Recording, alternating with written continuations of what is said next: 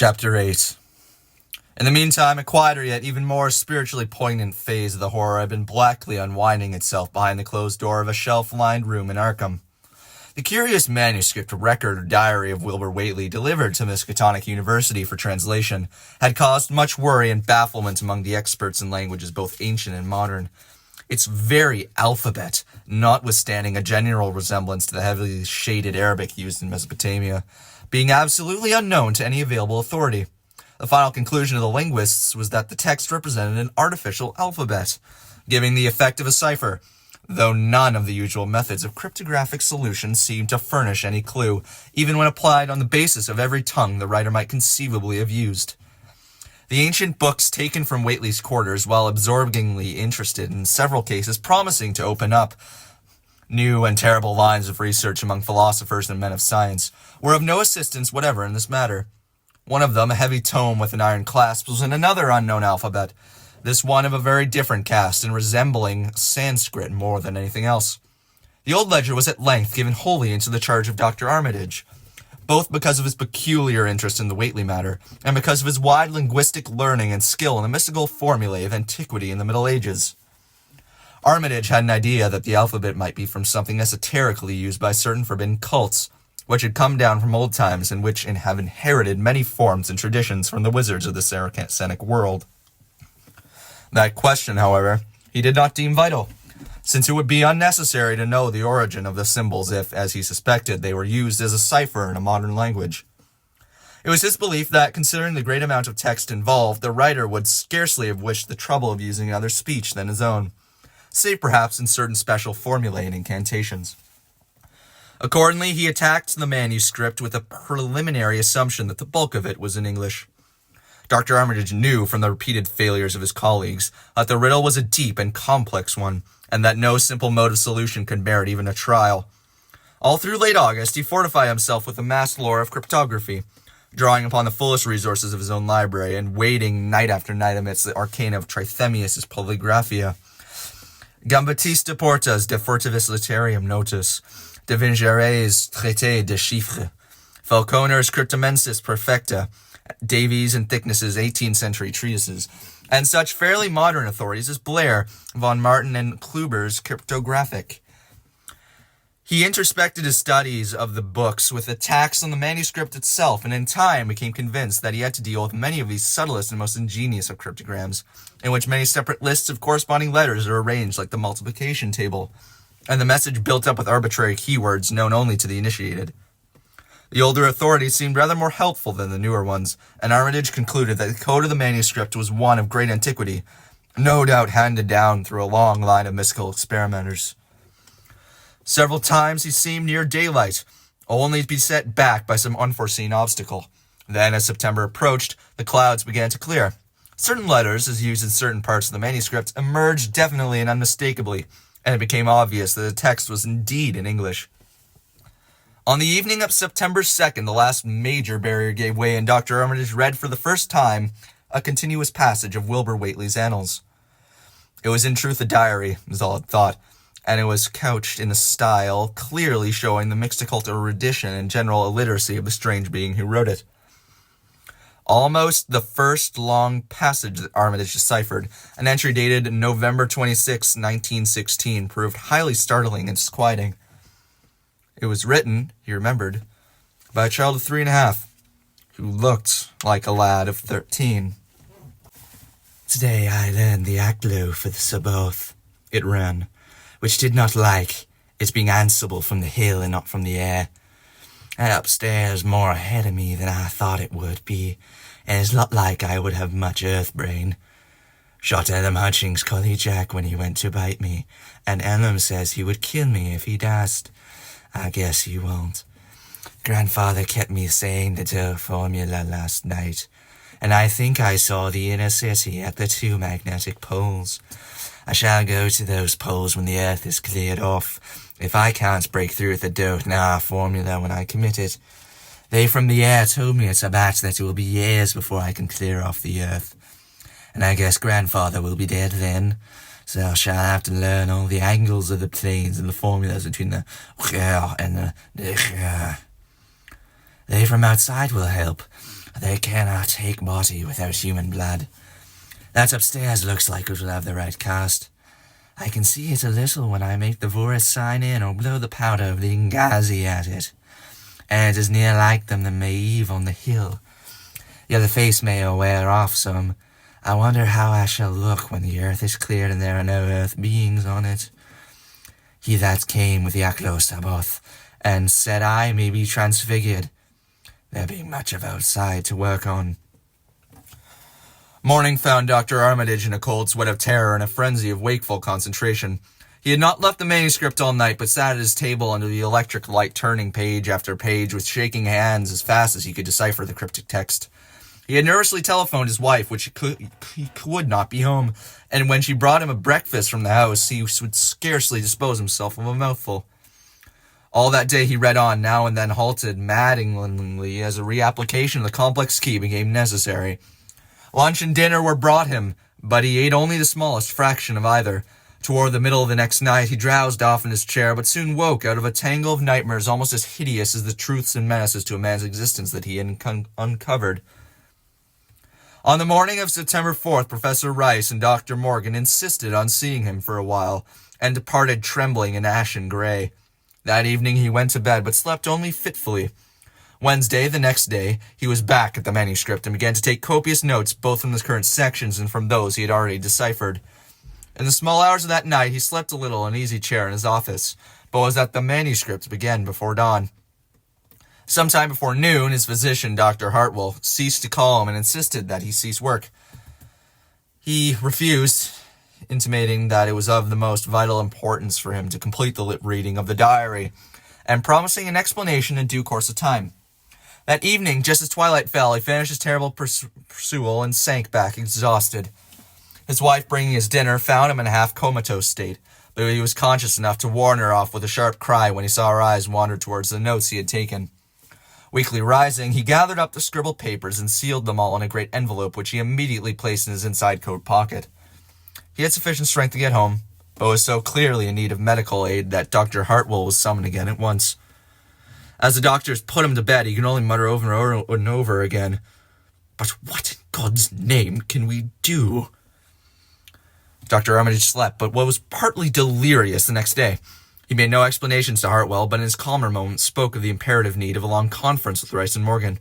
His wilder wanderings were very startling indeed, including frantic appeals that something in a boarded-up farmhouse be destroyed, and fantastic references to some plan for the extirpation of the entire human race, and all animal and vegetable life from the earth by some terrible elder race of beings from another dimension. He would shout that the world was in danger, since the elder things wished to strip it and drag it away from the solar system and cosmos of matter into some other plane or phase of entity from which it had once fallen, vinculations of eons ago. At other times, he would call for the dreaded Necronomicon and the Daemononchlia in Remiges, which he seemed hopeful of finding some formula to check the peril he conjured up. "Stop them! Stop them!" he would shout. "Those Whateleys mean to let them in, and the worst of all is left. Tell Rice and Morgan we must do something. It's a blind business. I know how to make the powder. It hasn't been fed since the 2nd of August when Wilbur came here to its death, and is at that rate." But Armitage is a sound physique despite his 73 years, and slept off his disorder that night without developing any real fever. He woke late Friday, clear of head, through sober and with a gnawing fear and tremendous sense of responsibility. Saturday afternoon, he felt able to go over to the library and summon Rice and Morgan for a conference. And the rest of that day and evening, the three men tortured their brains in the wildest speculation and the most desperate debate. Strange and terrible books were drawn voluminously from the stacked shelves and from secure places of storage, and diagrams and formulae were copied with feverish haste and in bewildering abundance. Of skepticism there was none. At 3 had seen the body of Wilbur Whately as it lay on the floor in a room of that very building, and after that not one of them can feel even slightly inclined to treat the diary as a madman's raving. Opinions were divided as to notifying the Massachusetts State Police, and the negative finally won. There were things involved which simply could not be believed by those who had not seen a sample, as indeed was made clear during certain subsequent investigations.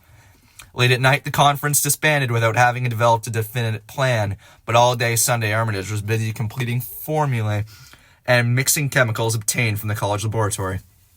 The more he reflected on the hellish diary, the more he was inclined to doubt the efficacy of any material agent in stamping out the entity which Wilbur Whately had left behind him. The earth-threatening entity which, unknown to him, was to burst forth in a few hours and become the memorable Dunwich Horror. Monday was a repetition of Sunday with Dr. Armitage, for the task in hand required an infinity of research and experiment. Further consultations of the monstrous diary brought about various changes of plan, and he knew that even in the end a large amount of uncertainty must remain. By Tuesday he had a definite line of action mapped out, and believed he would try a trip to Dunwich within a week. Then, on Wednesday, the great shock came. Tucked obscurely away in a corner of the Arkham Advertiser was a fastidious little item from the Associated Press, telling what a record-breaking monster the bootleg whiskey of Dunwich had raised up. Armitage, half stunned, could only telephone for Rice and Morgan. Far into the night they discussed, and the next day it was a whirlwind of preparation on the part of them all. Armitage knew he would be meddling with terrible powers, yet saw what there was no other way to annul the deeper and more malign meddling which others had done before him.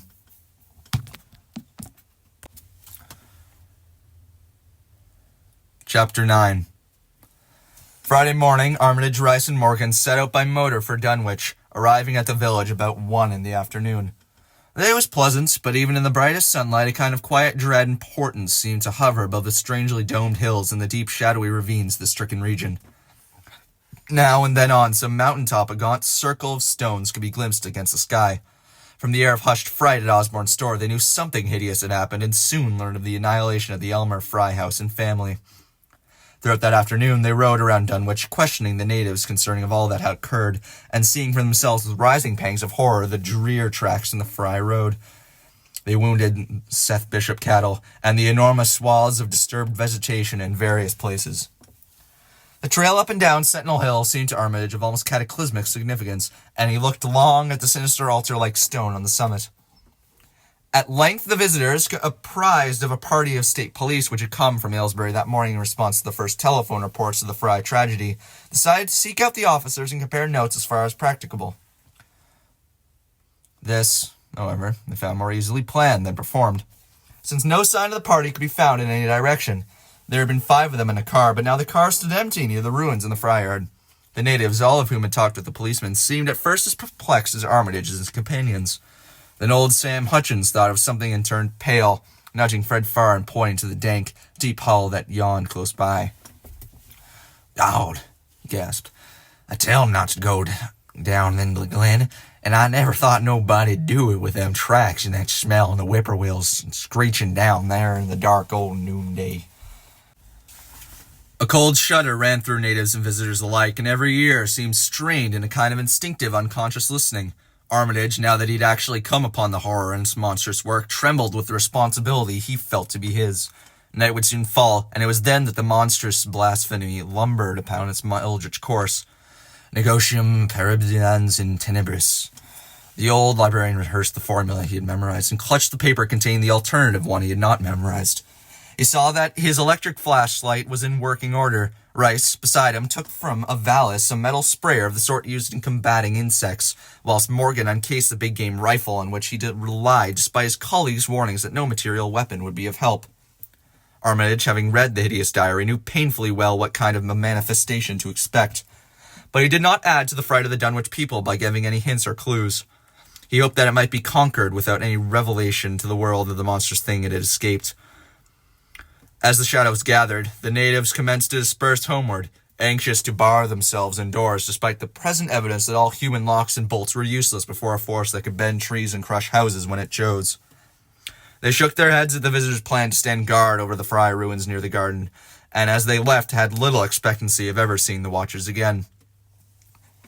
There were rumblings under the hills that night, and the whippoorwills piped threateningly.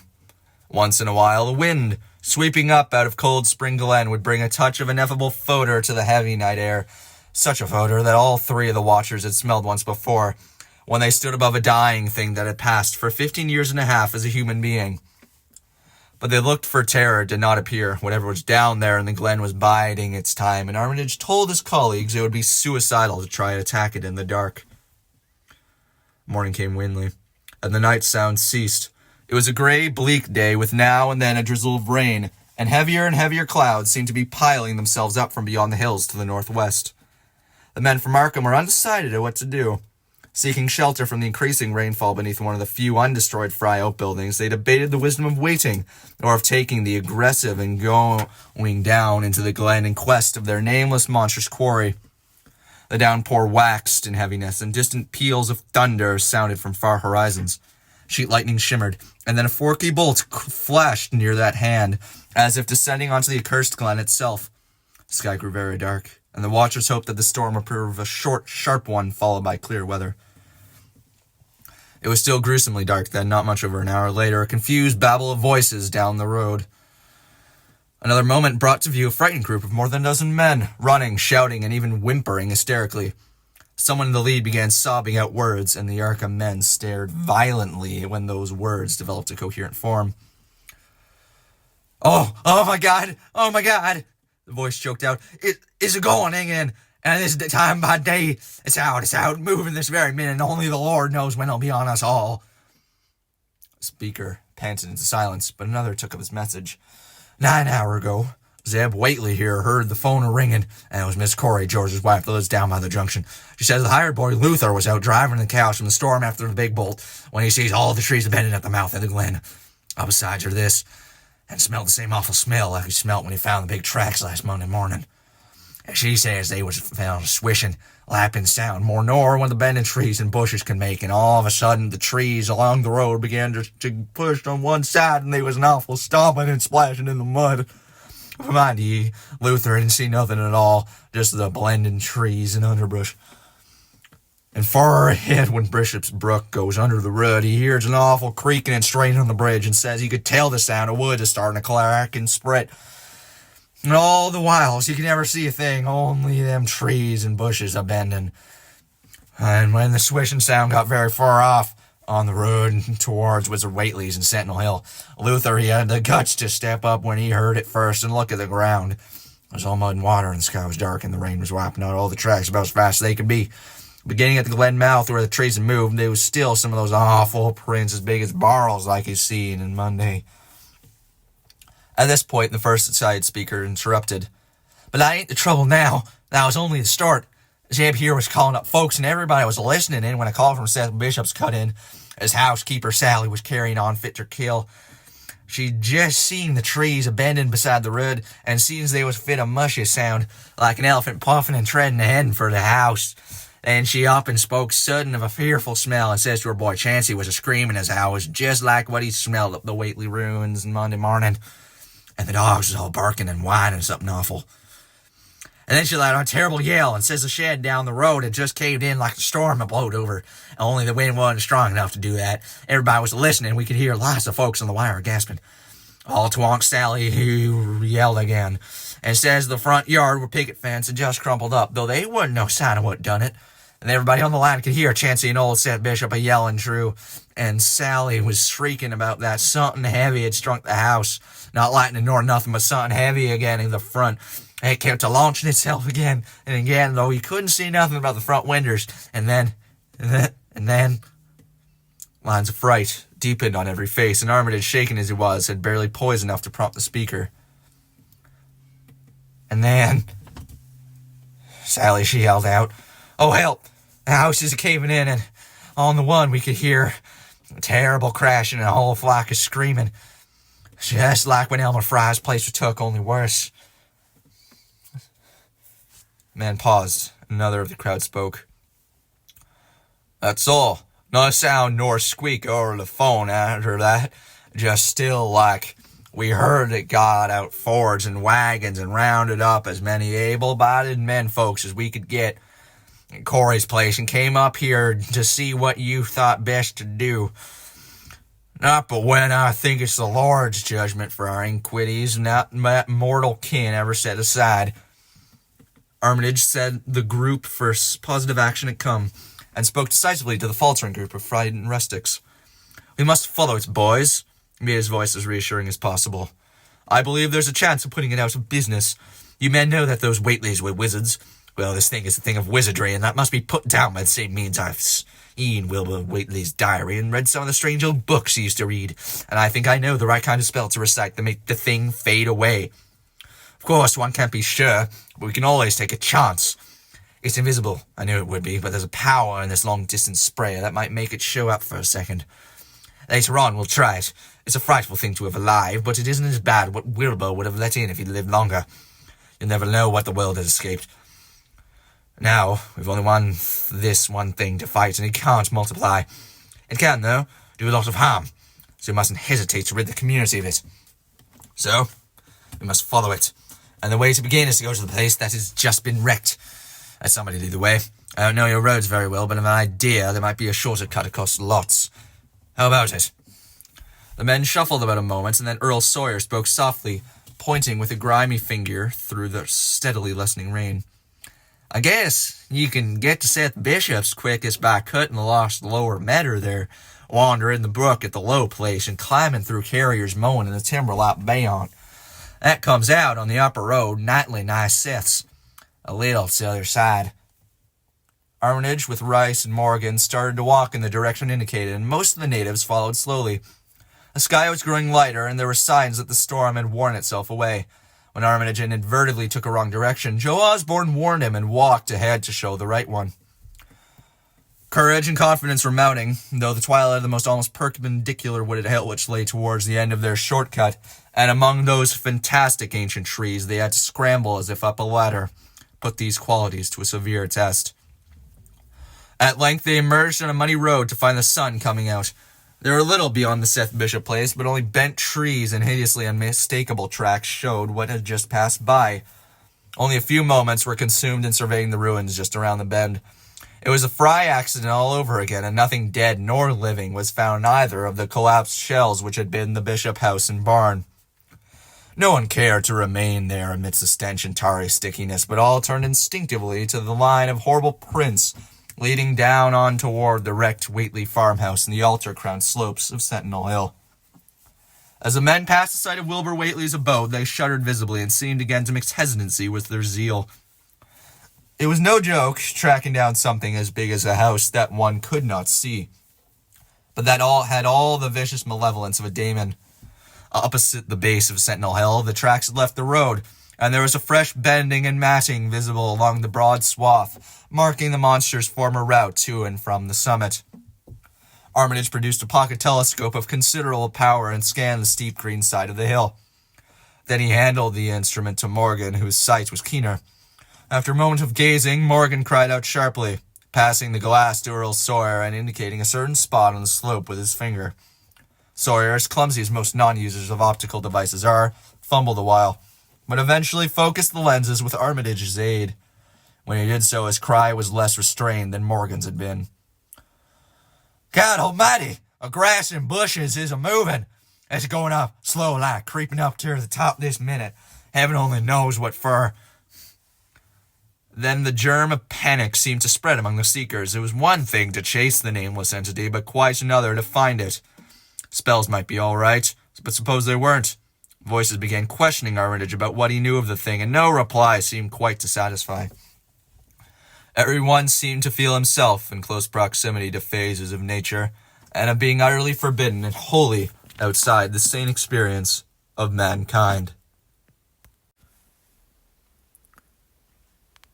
Chapter 10. It was the end of the three men from Arkham. Old, white-bearded Dr. Armitage, stocky, iron-gray Professor Rice, and lean, youngish Dr. Morgan ascended the mountain alone.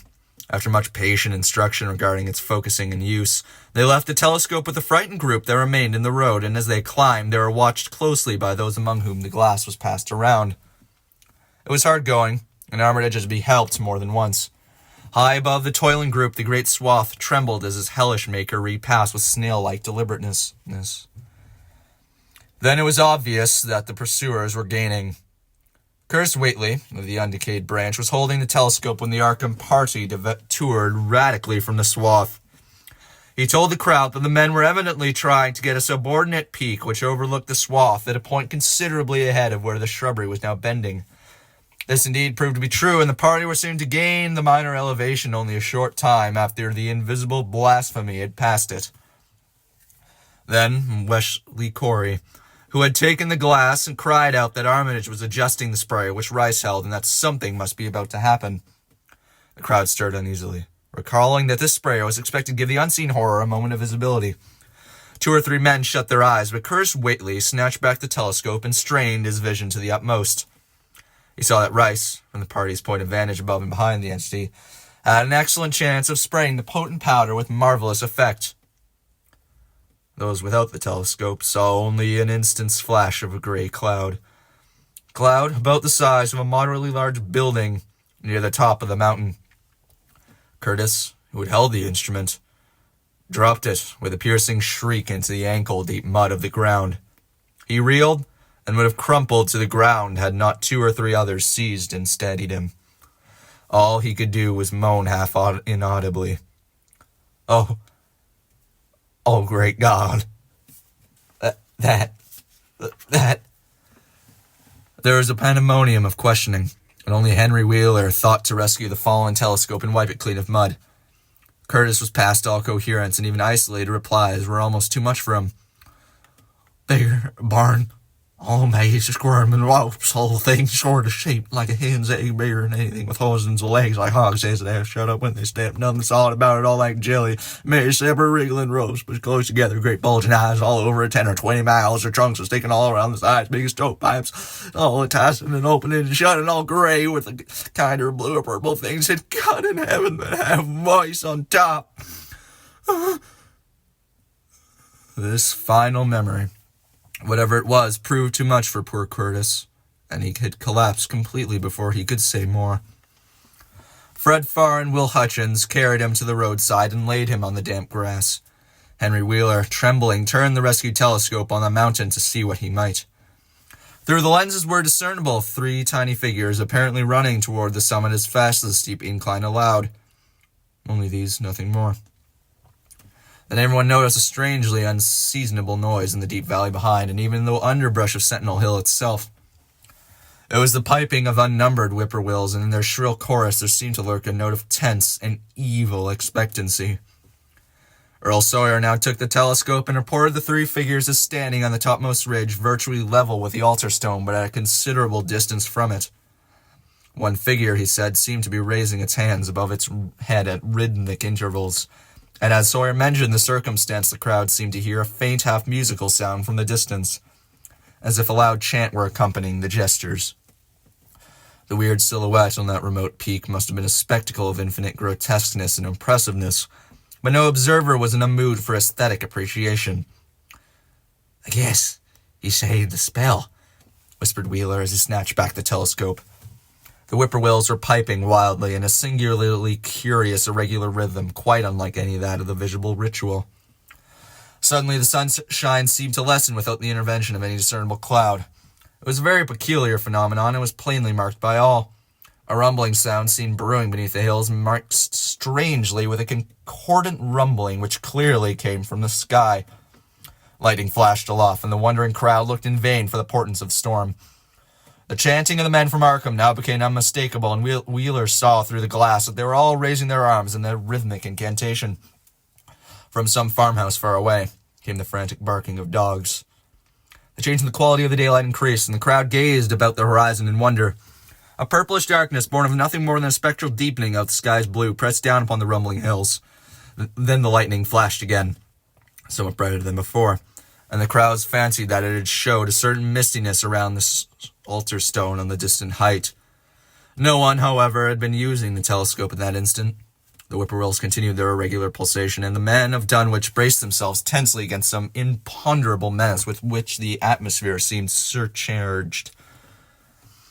Without warning came those deep, cracked, raucous vocal sounds which will never leave the memory of the stricken group who heard them.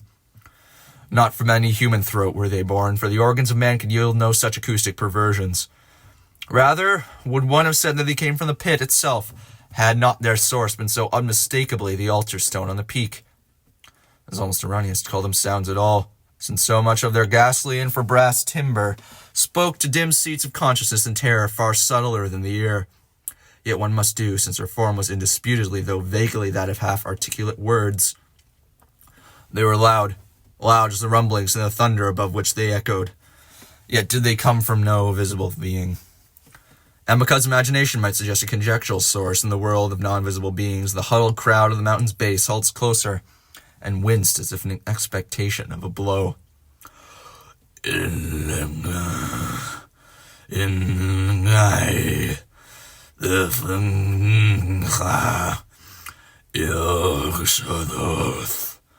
rang the hideous croaking out of space.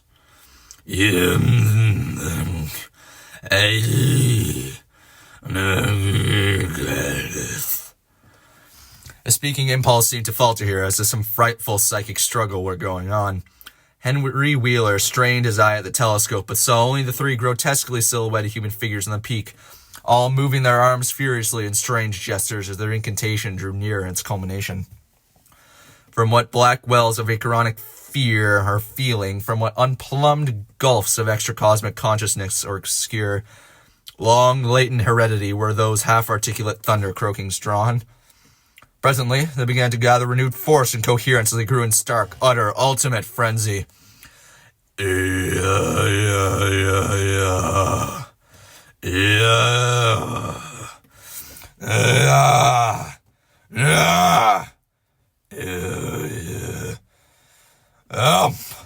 Help! Father! Yogg-Sothoth! But that was all. The pallid group in the road, still reeling at the indisputably English syllables that had poured thickly and thunderously down from the frantic vacancy beside the shocking altar stone, were never to hear such syllables again.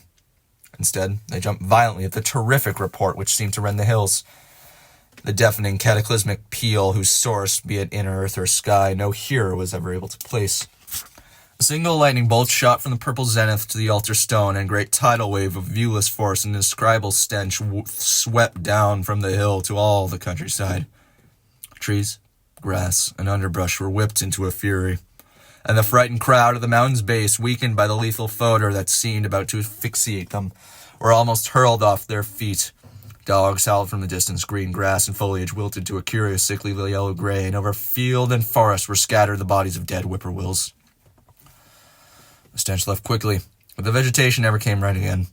To this day, there is something queer and unholy about the growths on and around that fearsome hill.